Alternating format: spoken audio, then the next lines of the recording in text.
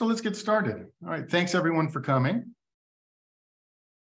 I'd just like to say that this stewardship webinar is made possible by gifts to Presbyterian sharing.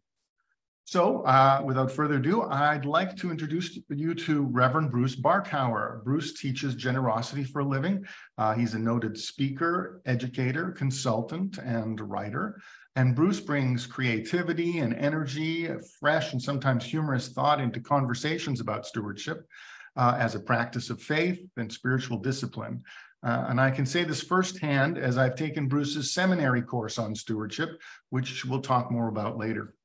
Bruce served as a parish pastor for 25 years before accepting a call to serve as the first minister for faith and giving for the Christian Church Disciples of Christ, a traditional mainline denomination which is headquartered in Indianapolis. Welcome, Bruce. Thank you. It's great to be with you today, Jim. I'm grateful for the invitation. And we should say the Disciples of Christ in the United States and Canada. Oh, is that right? That's correct. Very good. All right. Well, so the first thing I wanted to talk with you, by the way, everyone, I'm Jim McDonald. I'm the Development Manager for Stewardship and Planned Giving here with Presbyterian Church in Canada. And also with us is Maggie Leung from the Stewardship and Planned Giving Department. And we're here talking with Bruce today. So, Bruce, I think the first thing I wanted to talk to you about was the very seminary course I mentioned. It was at Lexington Theological Seminary, and you also teach this course at another seminary now, which is? Phillips Theological Seminary in Tulsa, Oklahoma. And Lexington, where is that located? Lexington, Kentucky, in the middle of the Bluegrass State. Yeah, it was all digital for me, so I never got to Kentucky. So let's talk about what you teach in that course, because I think it gives us a very good overview of the subject of stewardship. So I remember at the beginning of the course, you spoke about biblical reflection and critical thinking about stewardship. And why was that important in the course? Well, that's the starting place for any conversation the church is going to have about stewardship in general, which is much broader and deeper than simply money, but money in particular. Obviously, we're thinking about earth care. We're thinking about observation of Sabbath and bleeding that into self-care. We're thinking about gospel care, right? Stewards of the many-colored graces of God, according to 1 Peter 4:10, as well as being stewards and managers of the resources that we have that come into our life. So we don't think it's healthy to begin the conversation anywhere else but with a biblical foundation. And because money, resources, management, ownership, et cetera, derivatives of this concept appear over 2,500 times in Scripture, more than any other theme, there's plenty of material for us to work with. Right. So, and you teach about the theology of stewardship, and we spoke about tithing at length, and I was wondering if you would just review that for a brief moment. Well, sure. Some people think that tithing is out of date, and their perception of it is that it is a sort of a limited to the First Testament and an obligation, as opposed to seeing it as an opportunity. And seeing it as an invitation to participate in the unfolding realm of God. But the tithing, we look at it as the floor, not the ceiling of our giving, though most of us have some growth to do to get to tithing. But if you look at in the First Testament, an observant Jew would have probably given away as much as 30 or 35% of their income, because tithing was expected of everyone. And then 3 times a year, you went to the temple with your gift, which is an offering. That's why when we say tithes and offerings, we're really talking about two different things. And your offering was based according to the way you'd been blessed, right? How good were your crops? How good? 10% off the top was for everybody. And then for those other elements of whether it was your wine or, the grain or whatever, then you took that gift to the temple 3 times a year, plus you were expected to give alms. And when you wrap all of that together, that was a lot of outflow into the community for the community's health, benefit, and welfare. Ultimately, that's what it was. Yeah, I think in modern life, all of that, everything is so much more complex, I think, than it was then. Absolutely. So it's interesting that one of the things that you instantly kind of get drawn to then is a conversation about planned giving. Right. And I talk about planned giving in my work. I visit churches and give workshops. And we were talking about this earlier before this, the importance of having a will. It's really the starting point, isn't it? You said something very interesting to me. And I was telling you that about 50% of all Canadians don't have a will. And you were giving me a statistic that really shocked me about Americans. In the United States, it's more like only 25%, 1 in 4 have a will and final arrangements. And we've seen this in some major ways. Think about Prince, who died and had no direction for what was to happen to all of his assets, which included his music library, et cetera. And no plan for that. And we've seen this with other, pop stars, and as folks who we grew up listening to are now dying. We're That's seeing true. how well they're managing their estates, and some of those folks have not made a plan. And in the United States, every state has a plan for your assets if you don't have one, and it may not be the plan that you want. And it's a terrible delay as well, because absolutely. Probate if you court, die in testate, it can take forever. Forever. And so we think it's important, but more than just to avoid the paperwork and the delay, it's a chance to be able to direct your assets to the people and perhaps the organizations and movements that have had an influence in your life, beside what you leave for your kids or your grandkids. My wife and I have made a commitment that we have 3 children that we share, but we also are going to have a 4th child when we die. And that's our charitable distribution. That is a great way to think about it, isn't it? The idea of, thinking of the church or the charities that matter to you as another child. It makes it easier to distribute. It makes it logical for your heirs. And it's a way for our kids to hear us say one more time, no, we really meant this, that generosity matters. And these organizations mattered to us. And we think they either made our life better and or are making the world a better place. And so we want to offer support to those things. And our final testament, which also includes direction about, what we want done with our bodies, that for us includes organ donation, which is stewardship at the end of life. We don't want lots of money spent on a funeral and a box and a vault and a big space in a arable land that could be used for something else. We've been very intentional about trying to think about our stewardship past our last breath. And that's a very interesting way to approach it, because a lot of people can be very superstitious about the idea of making plans, end-of-life planning. But if you make it, as you were saying, a part of stewardship, then it becomes more spiritual, and it becomes something that you're doing that is a kind of not an obligation per se, but something that's meaningful in your Christian walk. Absolutely. And, it's ironic that I'm at our National Camp and Conference campgrounds in Western North Carolina today, where actually our ashes are going to be interred in this place. And they also receive a gift, a testamentary gift, because it's a meaningful place for us. Our real plan is that half of our ashes will go here and half will go to the beach and hope the sea turtles make a nest out of us. But legally, the directive is that our ashes will come here to this sacred place for us. Oh, that's wonderful. Well, now later on in the course, we talked about capital campaigns, which kind of folds into the whole idea of planned giving. And one of the things that was really important that we talked about was the importance of storytelling in speaking to congregations about stewardship, and how the narrative budget's important. In fact, it's so important to you that in the course, it's really the final assignment to build a narrative budget, which actually I made the one that I made for your course available on our website. I made a bulletin size one. Tell us a little bit about the importance of narrative budgets and why you think they're so important. Well, whenever we have a conversation about money in the church, we never want to orphan that conversation or assume that it's the offering plate and the budget. It is always about ministry and mission. It's gathering the resources we need to have an impact in the world. That's what we do. And while it does cover salaries and it does cover building expenses.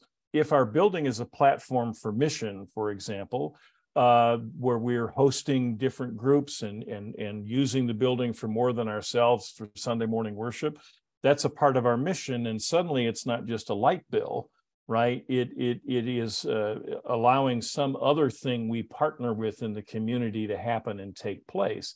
People aren't interested in paying the light bill. You don't raise money for a budget. You raise money to do ministry and mission. And the narrative gives you a chance to look at your vision and mission and tie those things then to the actual things you're doing that have impact. And you want to go further. You don't want to just list things, right? You want to list things that matter and say why they matter. It's great that you may collect 7,000 pounds of food once a year for your Thanksgiving drive, which I think for Canadians is in October.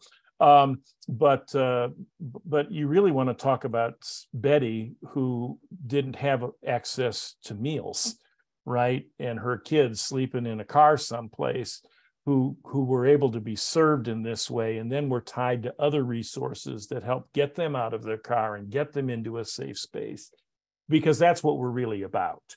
So it's the impact that we do, and the narrative allows us to tell that story and to help people understand that their gift becomes mission and ministry. It's not just for the budget. Sure. And speaking of budgets, you are one of the things we had to do in the course was a personal budget, which is kind of a painful exercise because you really have to look.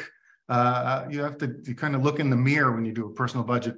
Do you think there's a benefit, or do you recommend that I don't know, ministries or maybe the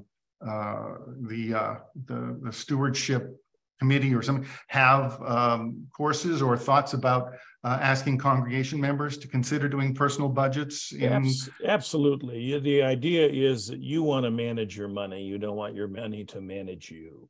And so the way you begin that step is to realize what you have and what you owe and begin to figure out, how can I not spend more than I make? How can I not spend all that I make, right? How can I save for emergencies, for retirement, for vacations, or whatever, to understand where your money goes and that you control it, that you are the one who decides where that money is going to end up. And the personal budget allows you to do that. And for pastors, that exercise is just also helpful in helping them understand the church budget. Many don't come from a business background or haven't had a lot of experience with budgeting. And if you understand your household budget, you'll be better able to understand the church's process of developing its plan for ministry, which is what a budget really is, right? It's not, in some of our churches, I suppose there's still the idea that the three trustees walk into the room with smoke and mist and say, "Behold the budget," and everybody bows down and nobody asks any questions. And that's not really a healthy way to do church budgeting. And hopefully the pastor and staff are helping prepare that budget and have input in that process. And if you understand how to do that with your own life, then you have a better grip on how to negotiate that in the church administrative setting. Yeah, I mean, that was one of the things that we spent quite a bit of time talking about the accounting principles and choices that a church could make around accounting, and also the importance of security and following proper procedures, and that was a major part of stewardship of inside a church.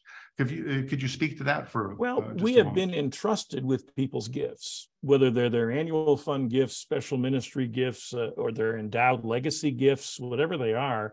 We've been entrusted to shepherd those and to honor the donor's intent, that those get to do exactly what the donor expected to have happen with those. And that's very important.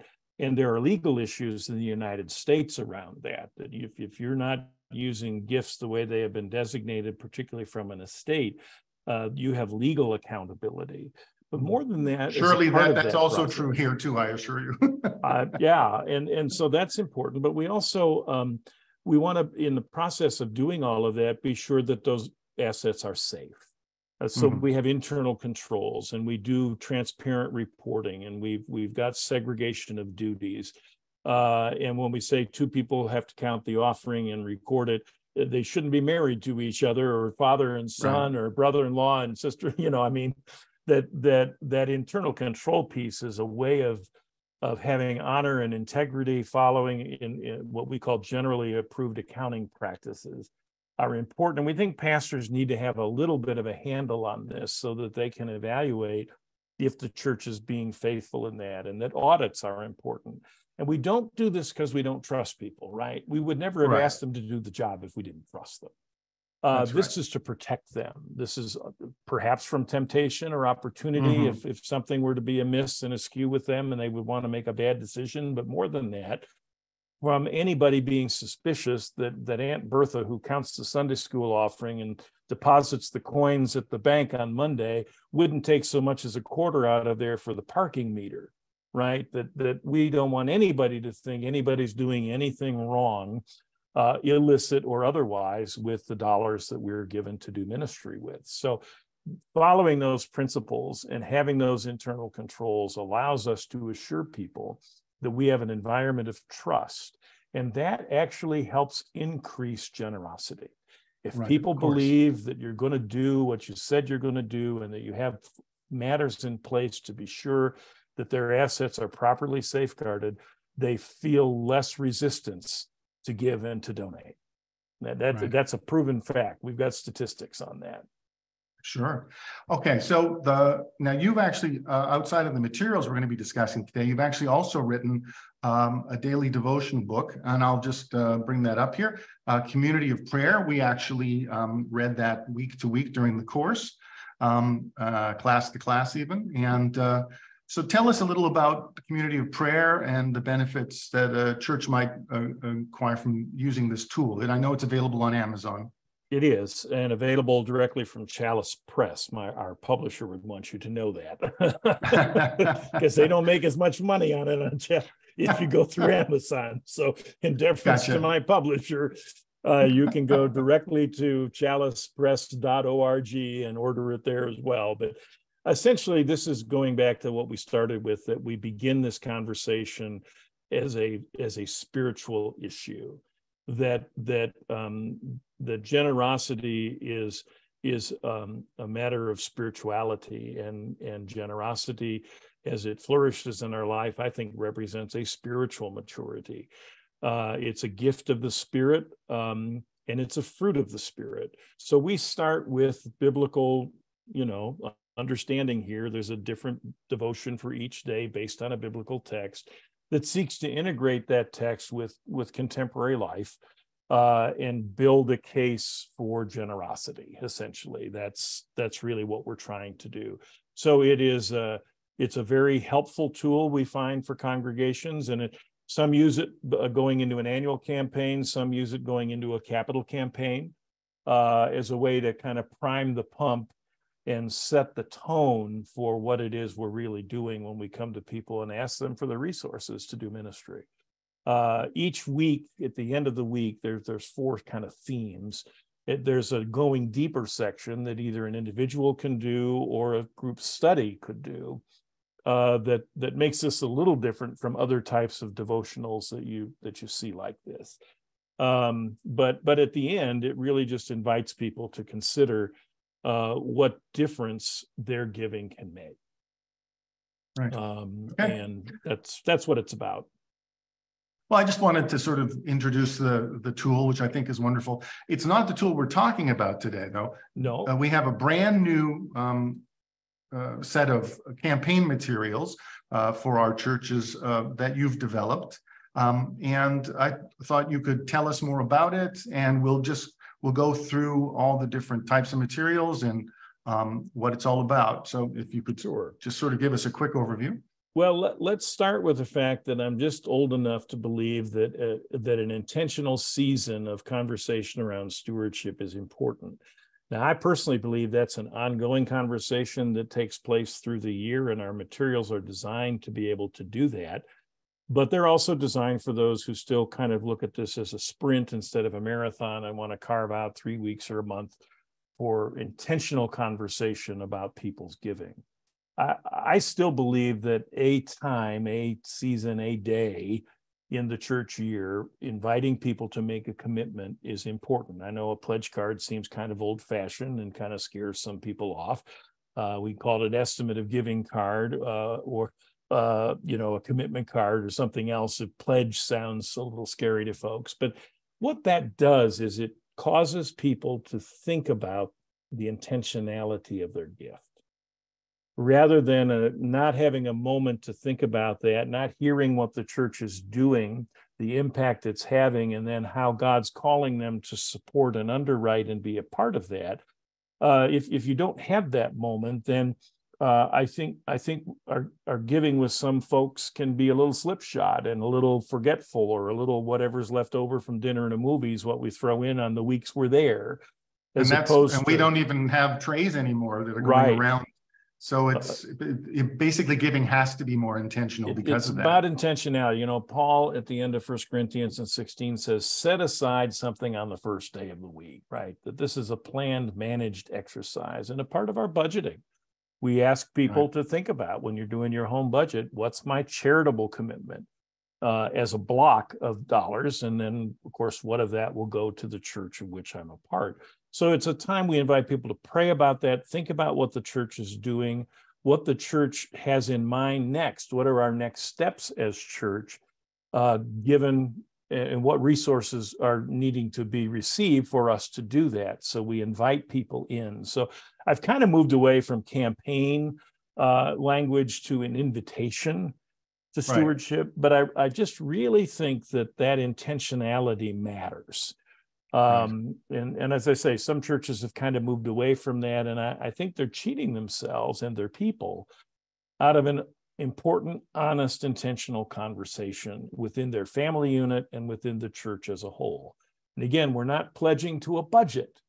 We're pledging to the vision of the church. We're pledging to the impact that our dollars will create for change, to be a partner in the realm of God. That's what we're doing. Right. So tell us a little more about when you would use this tool. I know it's designed for all of 2023, but I think with the Presbyterian Church, it'd probably be more seasonal. But tell us about both ways you would do it. Well, it sets up with a year-round plan, but it is also has what we call a hybrid plan, so that you could use it in bits and pieces with an emphasis at the end. You could use it all year long, or simply with a 3 to 4 week emphasis. You happen to pick my favorite of the poster choices there. The theme material this year is entitled, "Because of You, Our Church Changes Lives." And I mean, who doesn't want to be a part of something that changes lives? And so this material set up, if we'll unpack it in a minute, to be able to help a group walk through this process of inviting people into ministry through their financial resources. Again, Jesus talked about money a lot. So if we're several times a year having this conversation with folks, we're preaching the gospel, right? That's right. If you got a red letter Bible around, anybody remember those? I've still got one. All the words of Jesus in red. What a great concept. About 2/3 of those words relate to stewardship, money, finance, management, resources. So it must be important. And I think we cheat our people out of important thinking for their life theologically around their relationship with money and what money has the power to do, depending on how we direct it, if we don't talk about it. I mean, stewardship is discipleship. Absolutely. All of life. All of life is practice. Stewardship. It is, exactly. It is spiritual practice. I had a seminary professor who said every text in the Bible is a stewardship text. So let me ask you, the materials are arranged in the cycle of donor engagement. Can you elaborate on that for me? Sure.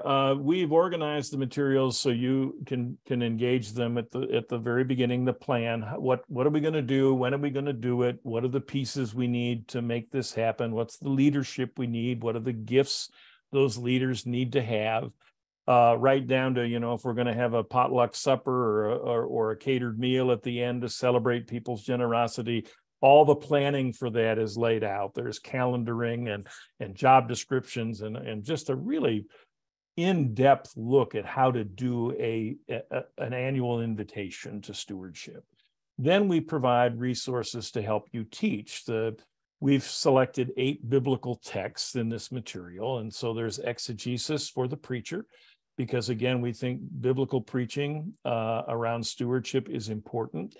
And honestly, at least in our denomination in the States, we sometimes fall down here. I've heard some, let's be honest, I've preached some stewardship sermons I wish I hadn't.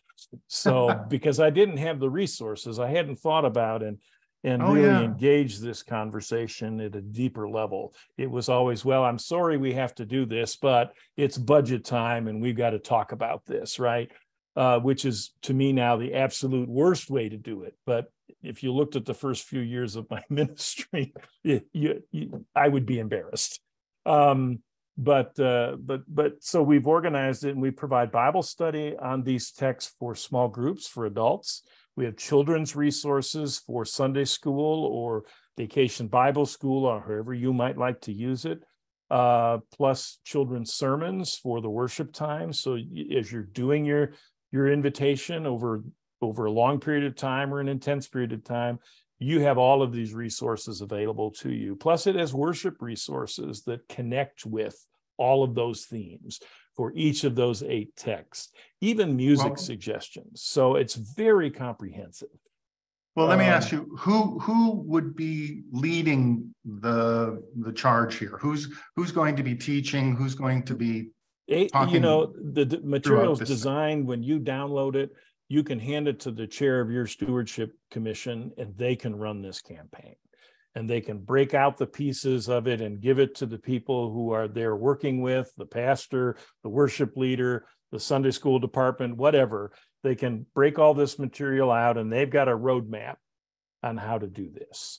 The last 2 pieces, I started getting deep into the learn section there, and I apologize. The last 2 pieces are then the actual ask, when we make that ask, and then the thank you, which is again something in church we don't always do very well, and this is to our own detriment. Right. If you give to any charity in Canada, I bet it takes no time at all to receive a letter that says thank you, and they'll tell you what they're going to do with their money, and they're going to tell you, or they're going to give you an opportunity to make another donation, right? Most charities hate the church. It's not a good idea to ask, but I think you agree with me that it's not a good idea to ask in a thank you. That's right. But charities often are working with a more compressed piece of time and opportunity to connect with you. So they often will leave that envelope in there for your next gift. The church, they hate us because we get opportunity 52 weeks a year to be in front of people and have this conversation, where they often have a much narrower window and opportunity for connection. But we need to thank people. And our resources talk about how to do that, including just a confirmation letter when someone's made a commitment card or made an intention to give that says, thank you for your gift, and then lays out how we understand you're going to make your gift in the coming years. So if we've misunderstood something, we can correct it quickly, and then say something about what that gift is going to mean, what program, what ministry, what life is this gift going to help touch. And that we want to be doing that all year long. And we provide all kinds of insight into that. One of my favorites is your kids, if they do a car wash or sell wrapping paper or whatever they do. I mean, our school systems do this all the time in the States. I don't know what yours do, but for going to camp or a mission trip, our kids usually do fundraisers. So what would it mean if somebody was taking note of who came to the car wash and threw $20 in the bucket, or who bought the salami or the wrapping paper or whatever you're selling, right? And made sure that when the kids got back, they wrote thank you notes to those people. Dear Mr. and Mrs. Smith, I went to camp this summer and I met Jesus, and it was freaking awesome. Thank you. Mr. and Mrs. Smith are going to be anxious to make that gift again. Oh, Simple things. And our materials have all of these kind of ideas and suggestions for you Well, what I like about this, Bruce, comprehensive. is what I like about this is that I believe the statistic I've read or heard is that you can thank people, or you ought to thank people up to 7 times. And the thing that's kind of terrifying about that is, how do you thank someone 7 times without seeming redundant and absurd? And the answer is, you need different tools to do that with, and different. So this offers some dimensions that you can use for thanking, which is great. The more the merrier. Even social media, and we have suggestions for all of that. So our authors, this is just a handful of the authors that were involved, are notable gifted theologians and practitioners in this area. Dr. Katie Hayes is a church planter for Galileo Christian Church in Texas, and it is a boldly open and affirming church in a very much what we would consider a very red and not very open part of our country. And she talks about, because she has lots of sort of non-traditional church folk, and many who've come back to the church after being beat up by the church, right? And how to talk to them about giving and things that we might want to avoid because the assumptions we make aren't correct for certain generations. And so she has a great article in this material about that. Dr. Lee Hall Moses is a part of our general minister and president's team, is just now going to head the Proclamation Project, which is a Lilly grant we got for preaching. She's a gifted preacher and writer. Deborah Krause is a Presbyterian in the U.S., and she is the president of Eden Theological Seminary. Dr. Frank Thomas at Christian Theological Seminary is the head of the only PhD in Black preaching that we know of in the United States. So it's a PhD in sacred rhetoric, and he wrote an introduction, and then 3 of his students wrote sermon material and worship material, all on the Matthew 25 texts. The 10 wise and foolish, the 5 wise and 5 foolish virgins, the sheep and the goats, and the parable of the talents. Those are all judgment texts that have stewardship connections to them. And his students just did a marvelous job. And because we think hearing from different people with different perspectives is incredibly important to our own learning, and broadens our understanding of the depth of who we are as church, and the kinds of ministries and approaches we have for engaging those people in ministry.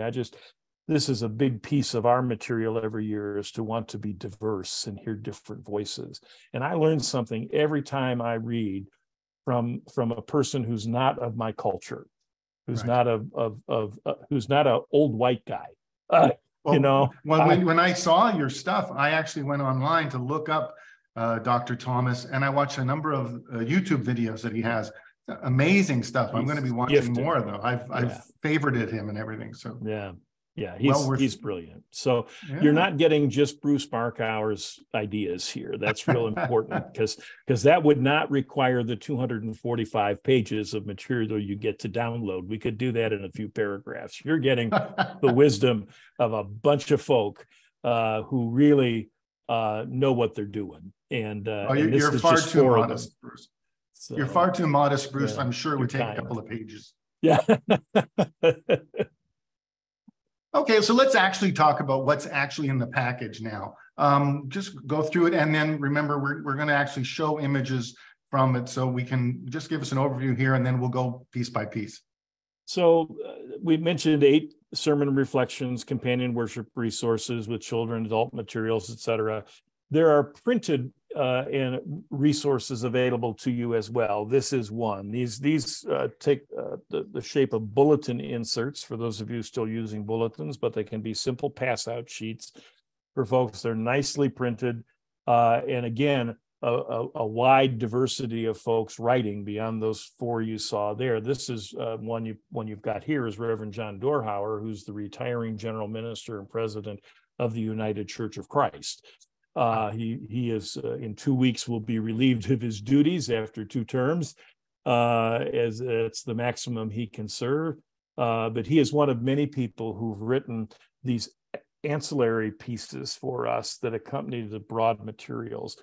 The nice thing about our materials is you can buy these pre-printed and not have to mess with, printing them. You buy them in packages of 50 or whatever, however the United Church of Christ, who handles this part of the material for us, does, or you can print them yourself. So instead of buying 50, if you need 37, you can print 37, right? So it's a kind of a stewardship opportunity. And it's less cost and less shipping and all that kinds of stuff if you're ordering. Well, there's no cost because the Presbyterian Church in Canada is making this available to our churches at no cost. So no. Wait, we're making the digital download will be available. Yeah, that's what I meant. Sorry, I was going to clarify. You have to pay for them yourself. Right, but this is included in the digital material. That's right. I meant to say, I was going to say, to get the digital, that's a whole separate thing. We have a slide on that. My apologies. Right. Okay, let's move on. Theme interpretation is a big part of what you're getting with this. And you'll note, and I think we've got a slide on it, we've got letterhead and envelopes you can print, etc.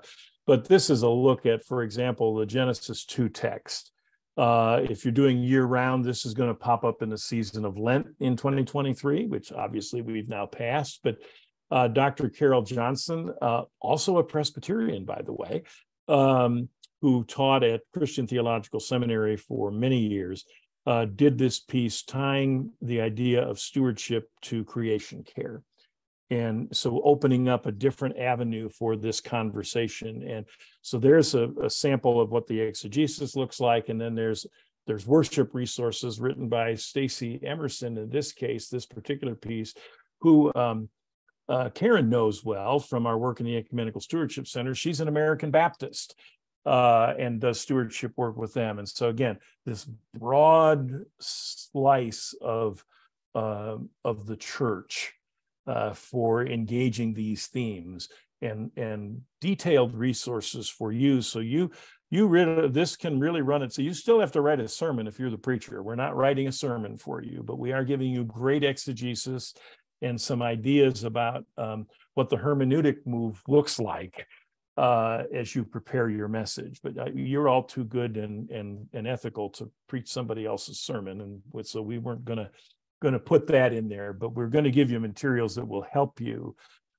in this busy time, and there's lots of stuff going on, and with COVID, you've now had to become a televangelist as well as an in-pulpit preacher. So we want to make it easy for you to have good resources available and not have to hunt too far for it. Here's one of the posters. I think you've got several ideas of those. As I said, this one's my favorite, but this is also a great one. And we were thinking again of the diversity of cultures, and particularly with the United Church of Christ, even more so than Disciples, open and affirming congregations, ways to talk about and image this, visualize this for people as we ask them to consider making a gift. And these are large digital files that'll be made available, but you would print them yourselves in the digital download. Now, these are bulletin inserts, and one of those is the theology. How many bulletin inserts are there altogether? There are 8. 8.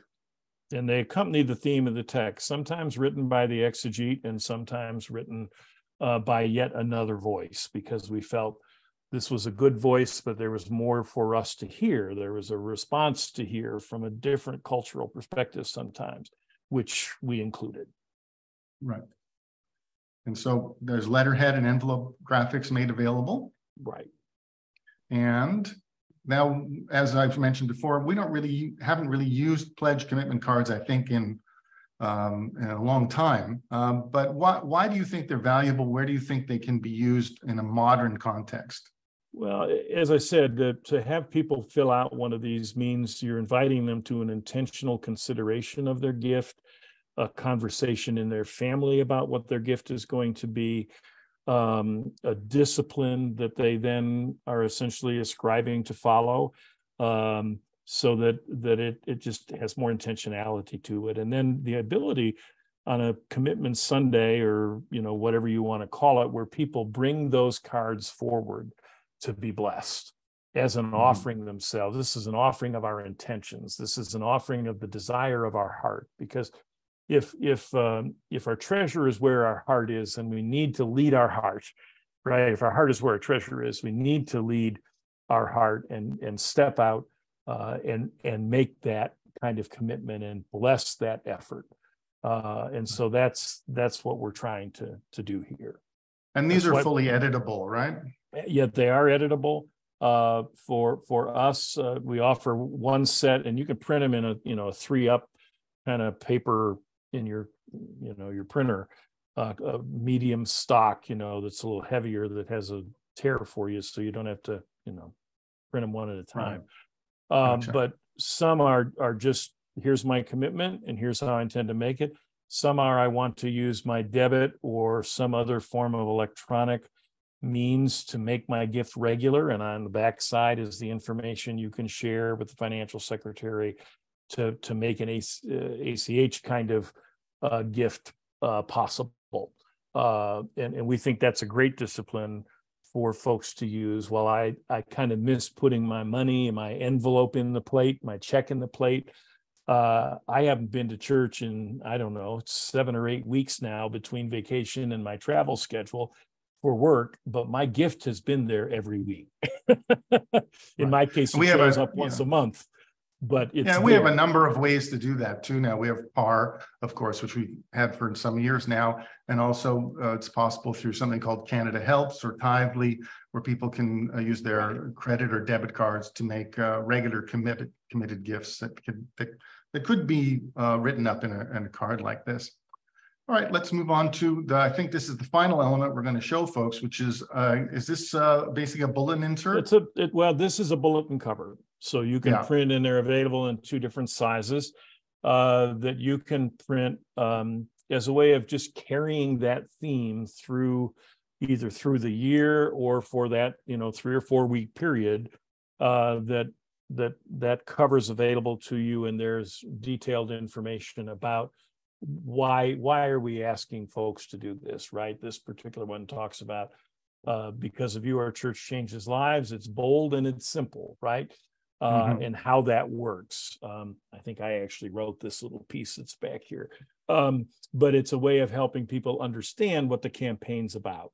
Because you can print it in a bulletin, put it in the newsletter, and announce it from the pulpit for 3 weeks, and people are still not always going to get it. So the more ways we reinforce that and have it in print and for people to see, we think the better off we are. And this one doesn't bleed. The art doesn't go off the page, so it can easily be printed in-house. Correct. Right. So the digital download has a value of $49.95, but the cost of the digital download for Presbyterian churches is $0. You just let us know. Karen, the Associate Secretary for Stewardship and Planned Giving, is on our Zoom call today. Karen, who would they just contact me and send me an email, or? I think that they can just contact, I'll confirm, and we can email it out to the group and who attended. We'll probably promote this more widely, but I think they can contact when they're ordering and just say invoice the PCC. Is that right, Bruce? Well, I think actually, or there's a code we get, there's a coupon code. There's a coupon code. And if you don't have that yet, I'll make sure that folks at the United Church of Christ who are doing the logistics on this for the Center for Faith and Giving, that they get you a code that you can then share widely across the church. Okay, great. So we'll get that coupon code, and then we'll let you know, and you can do that. It'll start out at $49.99, but when you put in the code, it'll go to $0. But we'll have record of that, and then I'll have a conversation with Karen at some point. He'll invoice. And the coupon code will be made available to anyone who registered. Is that right, Karen, or do we want folks to actually ask us? No, we can send it to the people who registered, and then we'll probably be promoting it again. Once we get the recording up, we'll send a message out to everyone as well and say it's available now, and remind them that they can get them for free. So yeah. Super. All righty. So with that in mind, we can open Maggie, if you don't mind. You can open up. Anyone who wants to can unmute, and we'd love to hear any questions you might have. I'm going to stop sharing. And there aren't any questions on the chat, so we may want to open up for people to unmute themselves and ask questions or comments, anything that they want to talk about. Any questions, anybody?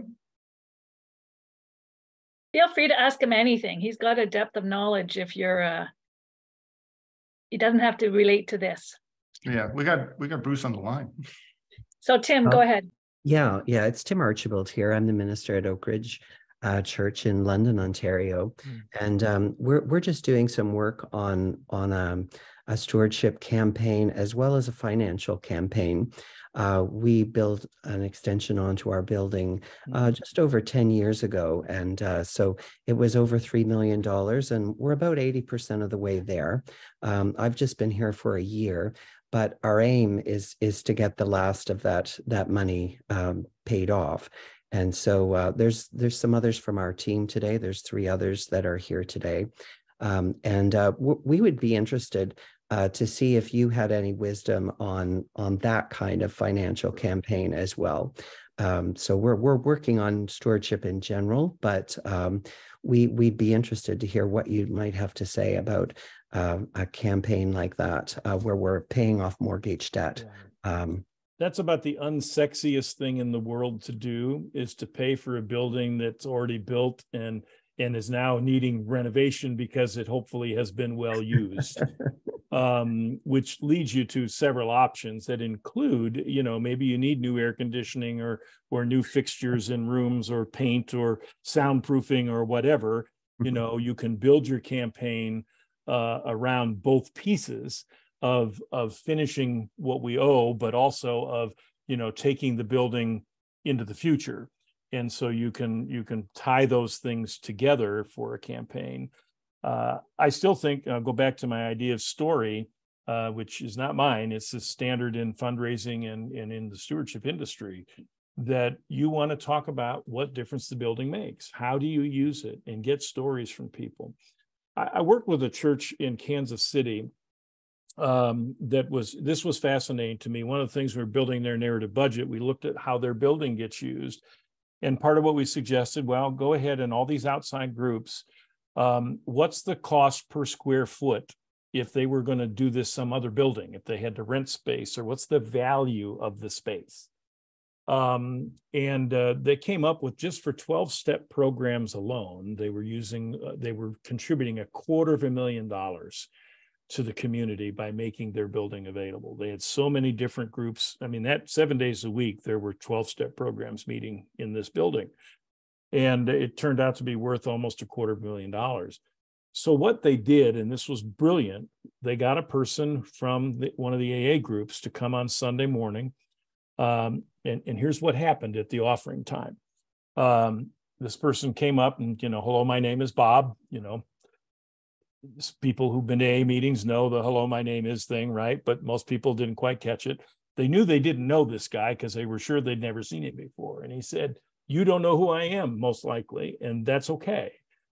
The reason I've come is I want to thank you for making this space available. 10 years ago, my life was pretty much over. All I cared about was my next drink. I'd lost my job. I'd lost my family, most of my friends. Somebody brought me to a meeting here. And to be honest, for the first year or two, I was off the wagon more than I was on it. But I kept coming. And I finally found my serenity. And I've got my life back together. I have a job. I have a family. And I don't know that would have happened if it hadn't been for this place. And I'm actually now trying to help some other people find their serenity.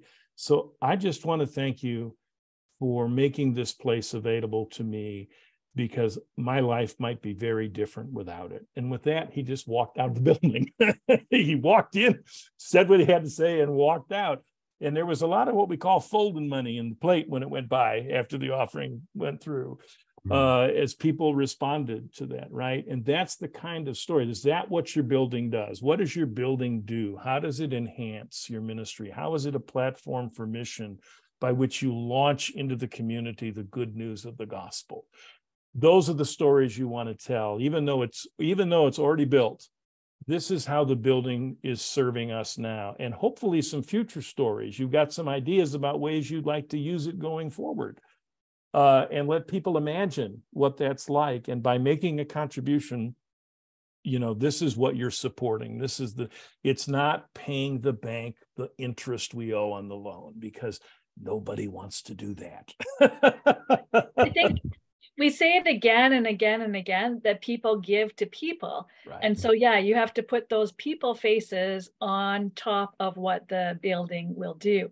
The other thing that we found helpful is if you haven't for a while done any education on planned giving or the way that planned gifts, the advantages of planned gifts, because often people will support the operating budget from their regular income, but they've got savings. They may have, just at different life stages, the ability to give. And so I always think back to the congregation in Nova Scotia, Scottsburn, and they did, they were wanting to do a capital campaign, and they did education, particularly on gifts of securities. And they had, 3 gifts of securities, and that was $75,000, which took them to halfway bit of their campaign, just because the advantages of that are very good. And we have a new booklet. It's just about ready to be launched about all the planned gifts that you can include in your, it's all updated and it looks really good. And we're just it's going to be printed hopefully in the next couple of weeks. So you could put that in your thing, but you could have somebody come and talk. I'm happy to make a trip to London, and we find the best way is to include it in the sermon because everybody hears it then. But then people who want more details come afterwards, do a lunch, like a light lunch or a coffee after church, and 45 minutes is all you need, because all you want is just enough to get people sparked and say, oh, that's neat, and see themselves and why they might do it. And then they'll go back and talk to their giver, like their financial advisors and stuff like that, and say, oh, I didn't know that you could do this. Would that work for me? Or, oh, I've got, rather than, if people are getting their income from securities and they're giving money to the church, they should send those securities directly to the church rather than getting the income and then giving to the church, because it's just you don't have to pay capital gains tax, and you get your gift receipt for the full value of the securities the day that they're given. So it's a win-win. Usually the church gets more and it costs the person less to give by the time they roll it up. So those 2 things I think are really important. One, the stories, and about people, and then different ways that people can give, that they could support it. Yeah, absolutely. You want to be prepared to receive non-cash gifts.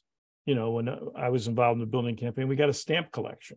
And so, but we had to be prepared to know what to do with that. We had to have a process by which anything that was given, whether it was an old car or boat or stamp collection or coin collection or whatever, if we were going to receive those, and we put in a policy in place that said how we would pay to have the gift assessed, so we know its true value, and that what our process would be, that would be sold immediately, and that the full cash value, assessed value, would be what the donor would receive as a credit for their taxes. In the States, our tax laws are similar but different, but that's the exact same thing you do here in Canada as well. You have to give the receipt for the value, the assessed value, unless it's like not very much. I forget if it's under 1,000 or something like that. There's a few different, but we have we've got the guidelines for that for gift in kind as well.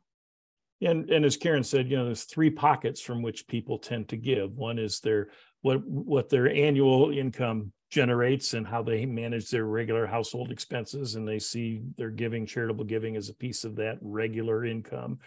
Then they've accumulated resources like an old car or something that, or a savings annuity or something that they've been, putting into, and they can draw from that in a capital campaign. Usually that's what you're looking for. And then end of life gifts, you're looking for a combination of all of those things, right? That some people say, well, I don't have very much money. Well, it's amazing when you begin to put all those assets together, what those can mean, and what, even if the church received just 10% of that, what that would mean for the church long term and its ability to sustain its ministry and its presence in a community. So absolutely. And your biggest tax bill is your end of life, is your final tax bill, because everything gets liquidated and is considered income. So even if you're not used to paying taxes very much because you have a low income, you could, if you've got a cottage or something like that ends up being sold, you could pay significant. Your estate, will make that payment, and so then that's less money to go to your kids, grandkids, or charity, or whatever you wanted it to go to. Yep. Is that helpful, Tim? Is that? Yeah, that's helpful. Can I ask one more question? Sure. I wondered if you had any wisdom to share on the success of a campaign when you do it yourself in-house versus when you bring someone in to help you do it. If you had any wisdom on that, we'd be interested to hear it too. Sure. Certainly for large campaigns such as building campaigns, capital campaigns, where you're trying to raise a large amount of money, our experience has been that for several reasons, you do better when you bring in an outside consultant. And even though there's a fee for that and it feels substantial, sometimes they're very substantial. The benefits you get from that is that people become accountable because they know that the church has invested money to do this. So when the consultant comes to see what you've done and how much work you've gotten done of the things your committee was supposed to do, we found that the work is done, right? They don't want to be embarrassed when that group gets together with the consultant. Oh, well, we haven't done, well, if it's just with you, the pastor, well, Tim, we're working on it. We'll get to it. We'll get it, with the consultant, and there's an investment. People tend to get the work done. Another thing we found is that for some reason, the campaign is not successful.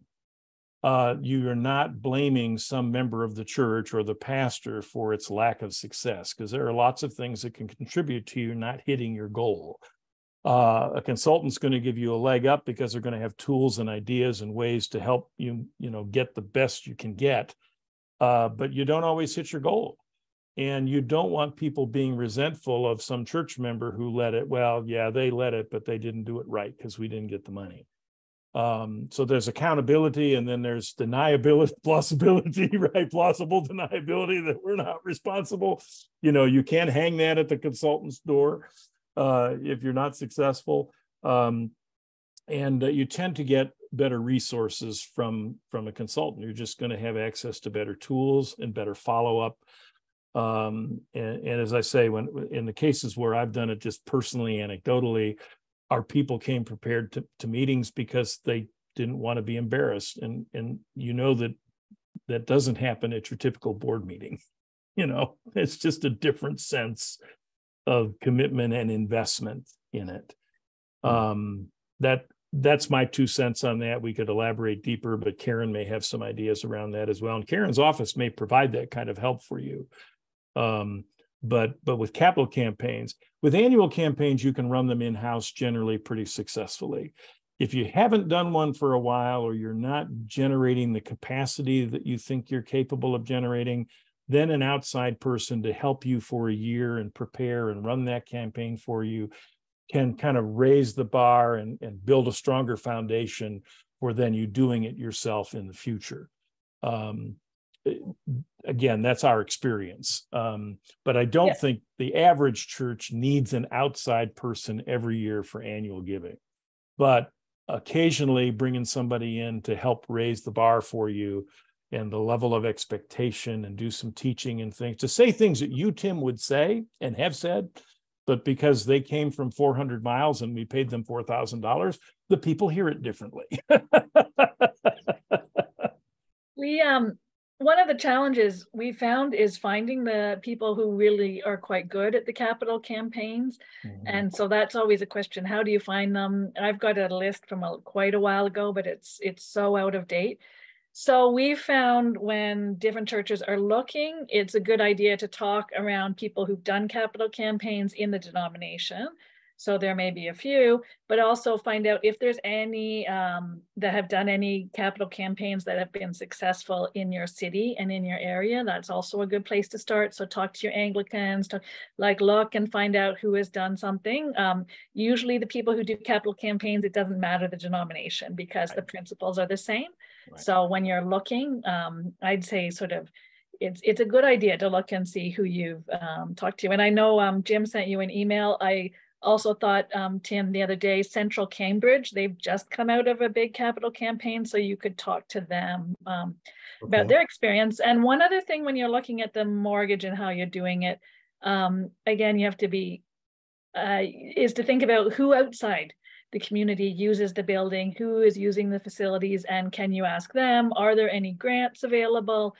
If you're needing to upgrade your facility now, even though it was built 10 years ago, Jim's got information online about for the faith communities to make them more safe. So that's a grant opportunity for many of our congregations right now.